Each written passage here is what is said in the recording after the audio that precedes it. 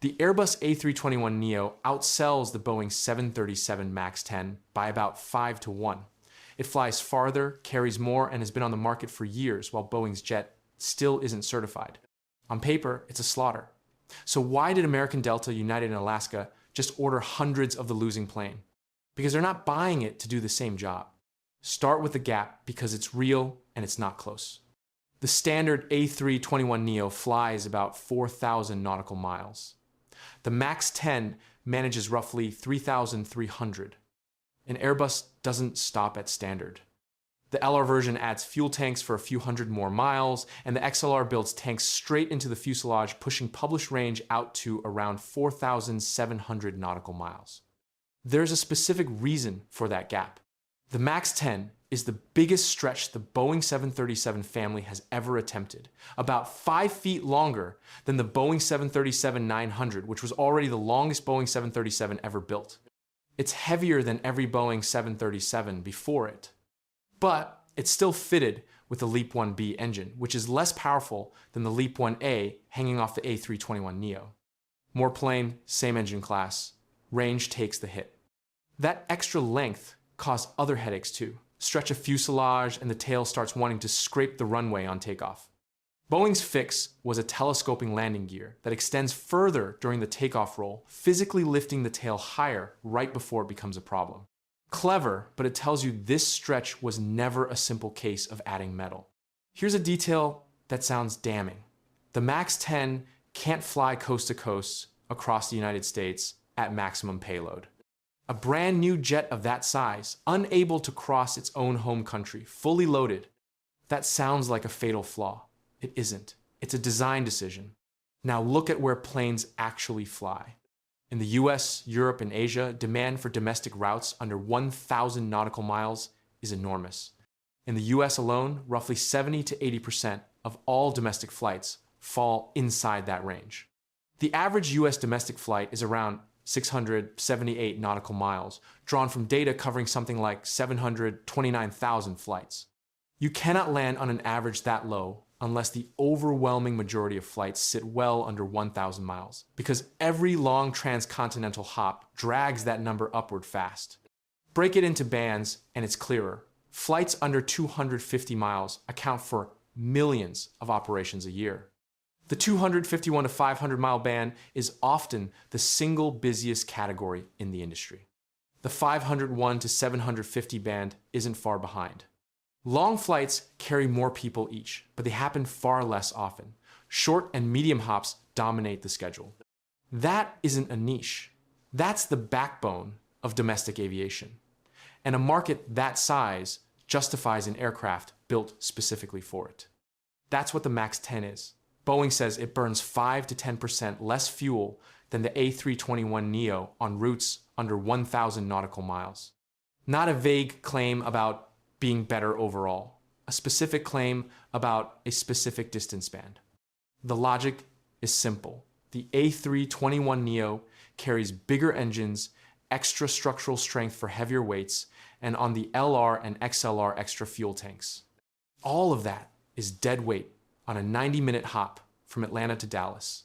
You're hauling long-haul capability you'll never touch and paying for it in fuel on every single flight. The MAX 10 sweet spot is 1 to 3-hour high-capacity routes, Atlanta to Dallas, Charlotte to Boston, Phoenix to Houston. Dense, busy, repetitive flying. Here's the part that explains those big US orders. A lot of airlines were already putting A321neos on sub-1,000 mile routes. Not because it was the ideal tool, but because it had the seats and nothing better existed. It was the biggest narrow body available, so it got used on flights it was overbuilt for. The MAX 10 steps into that role with far less compromise. And it does something useful for the A321neo too.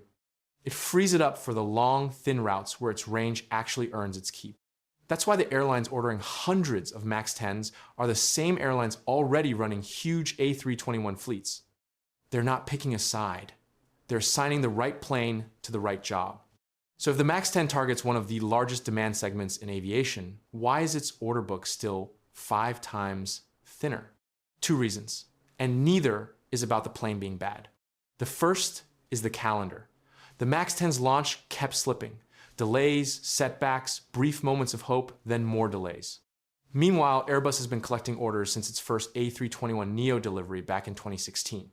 That's years of momentum and thousands of orders banked while Boeing's jet sat in certification limbo. Being years late isn't the same as being worse. Right now, the MAX 10 is behind on the calendar, not behind on merit. The second reason is more structural, and it's the genuinely interesting one. The Boeing 737 is still fundamentally built on a 1960s airframe. It's been reimagined roughly every couple of decades, and the MAX is the latest chapter, launched in 2011, with 4 variants covering nearly the whole narrow-body market. But the underlying bones are old, and they weren't designed for the engine sizes and takeoff weights of today. The A321neo sits on a much more modern platform, designed from the start to swallow bigger engines and heavier weights. That one advantage lets Airbus do something Boeing can't. It can build multiple variants off the same base. Standard Neo, LR with extra tanks, XLR with tanks built into the fuselage. None of that works without an airframe that can comfortably carry the extra weight. So the A321 family chases a much wider slice of the market. It competes on those short, dense routes slightly less efficiently.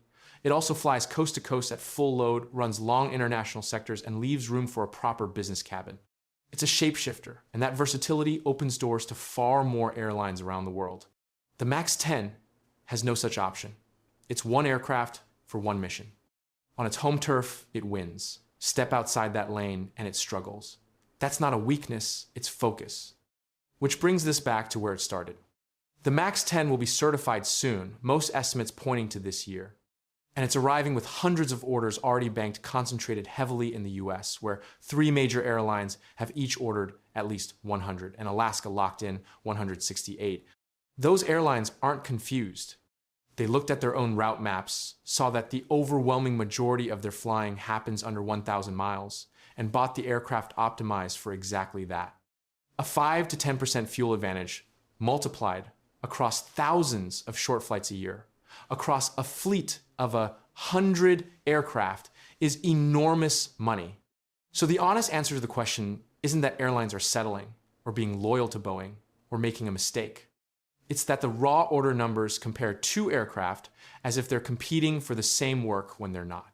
The A321neo is a generalist. It can do almost everything, which is why it sells almost everywhere. The MAX 10 is a specialist built for the single biggest chunk of flying on the planet, and it does that job better than the plane beating it in the sales charts. 2 different design philosophies, 2 different jobs, both of them working